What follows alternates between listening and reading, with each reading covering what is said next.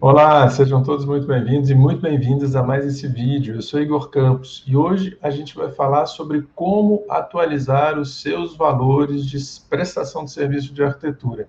A gente não tem essa cultura entre arquitetos, mas está na hora da gente começar a pensar sobre isso, ou passando da hora, para a gente poder realmente trabalhar sem ter grandes prejuízos, porque na verdade a gente quase nunca percebe que a gente está perdendo dinheiro se não ficarmos atentos para essa questão. Sejam todos muito bem-vindos. Aproveitar que você está aqui conosco, é o momento de você curtir a nossa live, mandar o link dela para os colegas, chamar o maior número de pessoas para fazer com que eles também possam se beneficiar desse conteúdo que a gente compartilha com vocês todas as terças e quintas, às 8 horas da manhã. Muitas vezes a gente passa por essa situação, né? De a gente estar desenvolvendo um projeto e, claro, pode ser que aconteça. E às vezes, por algum motivo, ele pede para fazer uma pausa no nosso contrato, na nossa prestação de serviço. Como que a gente faz para ajustar esse preço dessa prestação de serviço? E, claro, a gente precisa, então, começar a fazer algumas previsões para que a gente não passe aperto. Que previsões são essas? Né? O que a gente pode usar para a gente se prevenir? Em primeiro lugar, se a gente fizer, por exemplo, o cliente fala, olha, eu vou congelar o projeto, não posso continuar, seja qual motivo for, no seu contrato tem que estar prevista exatamente essa pausa, né? Que seria uma rescisão contratual, pode ser que seja uma rescisão contratual. A rescisão pode ser pedida, pode ser solicitada por qualquer uma das partes? Sim, mas ela tem que ser formalizada, você pede um prazinho para isso acontecer, né? Então, faça tudo direitinho, coloque tudo no contrato para que você não tenha nenhum tipo de problema. E aí, a rescisão acontecendo, faça um termo de encerramento, ou se realmente for uma pausa, dependendo da situação do cliente, redija um documento descrevendo essa situação também, tá? E faça uma previsão de ajustes de preço, uma revisão do escopo, se for necessário, isso é bem importante também, né? Porque dependendo do tempo, né, dessa pausa, pode ser que você precise refazer o escopo também, né? E depois a gente tem essa questão desses ajustes de preços, né? Como eu coloquei para vocês, a gente pode sempre basear em algumas referências que são estabelecidas de conhecimento geral, né? A gente tem o IGPM, que é o Índice Geral de Preços, que ele é muito utilizado para atualização de prestação de contratos de prestação de serviço, e tem o IPCA, que é o Índice de Preços do Consumidor. Ambos são boas referências que a gente pode utilizar e avaliar. E o IGPM, se não me falha a memória, acho que é de mês a mês a gente tem um índice que, de alguma forma, é considerado. Então, isso, se vocês ficarem atentos, né, e eu reforço muito, né, sobretudo para aqueles que já nos acompanham já de alguma data e que sabem que a gente bate muito na tecla dos serviços de fiscalização da execução da obra, que é um contrato adicional que a gente faz de prestação de serviço. E quando a gente fala de uma obra, por exemplo, uma obra residencial, às vezes ela vai 1 ano e 8 meses, às vezes até 2 anos, e é importante que isso esteja previsto, sobretudo, quando você tem essa virada de ano, para você ter um reajuste significativo. Por exemplo, vamos lá, se a gente considerar o aumento da gasolina, que foi expressivo durante esse ano todo, se você está fiscalizando uma obra que, de fato, é muito longe do seu escritório, você vai ter um prejuízo muito grande. Então, essas coisas, elas precisam estar claras, precisam estar consideradas. Então, como referência, como sugestão, avaliem esses dois índices para quando vocês eventualmente forem inserir nos seus respectivos contratos e discutindo com o advogado ou com algum colega que já tem alguma experiência nesse sentido, considerem incorporar esses índices para que vocês estejam resguardados, ou seja, para eventualmente majorar os valores, né, que é de direito, e para que o cliente também se sinta confortável no momento, ou seja, do fechamento do contrato com você. Acho que são duas boas referências que valem a pena a gente considerar e ter no nosso farol quando se trata de reajuste de valores. Pode fazer essa correção, esse reajuste a partir dos índices que já são praticados no nosso mercado. Você pode estabelecer uma porcentagem, se você achar que cabe, né, isso no seu escritório, no seu esquema? Sim, também é possível. Você pode também fazer uma previsão de reajuste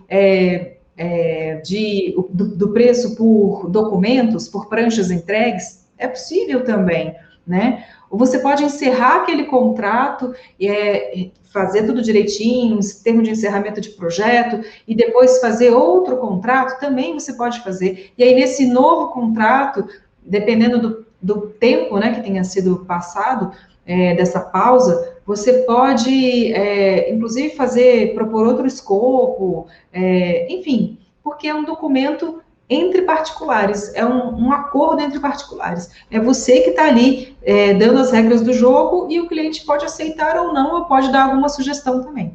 Tá? Então, isso é uma coisa que é bem importante, que muitas vezes a gente recebe algumas perguntas de, nossa, mas como que eu faço isso?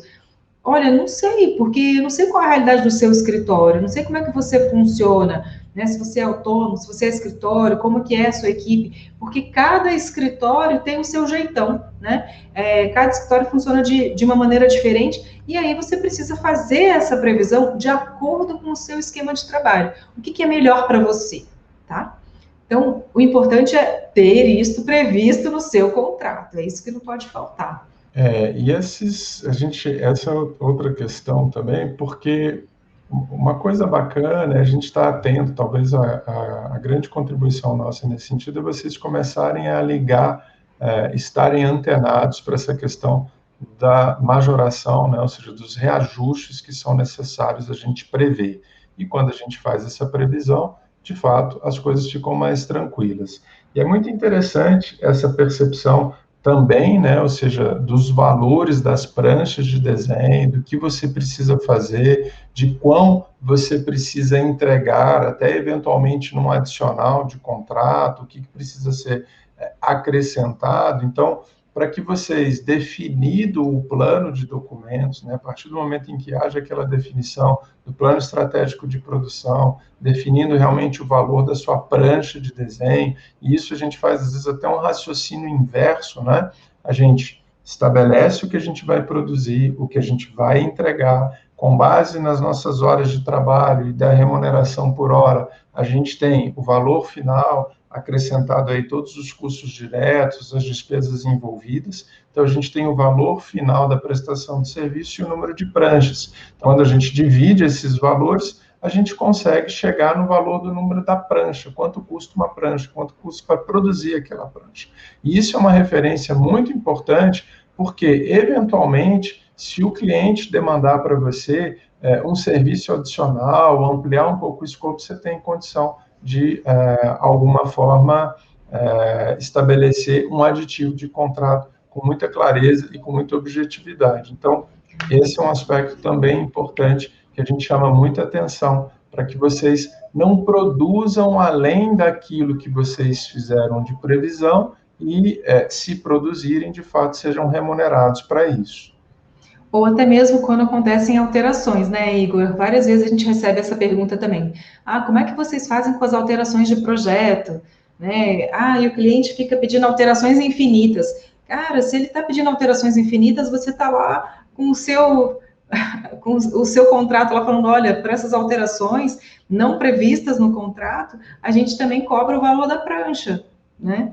Então, é uma outra maneira também. Nós, lá no Estúdio MRGB, a gente tem poucas previsões, em especial, algumas poucas, de atualização dos nossos valores de prestação de serviço, sobretudo de projetos. Projeto não tem praticamente nenhuma, a não ser essas que a Sui comentou. A gente sabe o valor da nossa prancha de desenho, quanto custa produzir, e se for necessário, tanto para revisão quanto para a produção de novas pranchas, a gente consegue apresentar esses valores com muita objetividade para os nossos clientes. Então, isso está claro, né? Isso está determinado, estabelecido logo no início de uma forma muito transparente, muito objetiva.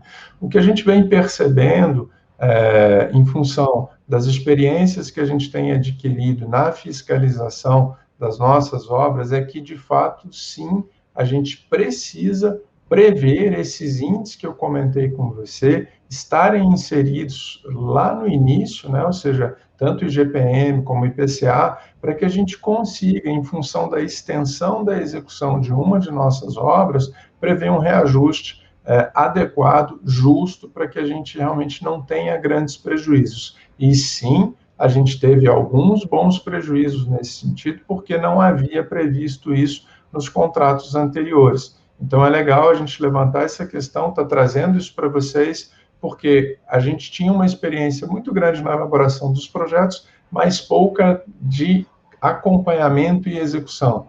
A gente começou a perceber que as obras têm se estendido mais, até mesmo em função da situação que a gente está vivenciando, da demora de entrega de materiais, da falta de material. Isso foi um strike muito grande na construção civil e que fez com que os nossos prazos previstos, inclusive do ponto de vista de execução, se estendesse, e aí a gente ficou descalço em relação a essa majoração, a esse reajuste dos nossos valores de contrato.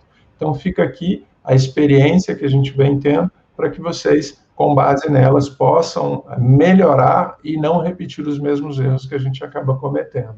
É isso aí, turma. Galera, muito bom estar com vocês. Obrigado por vocês estarem aqui conosco todas as terças e quintas, 8 da manhã, café da manhã com a gente.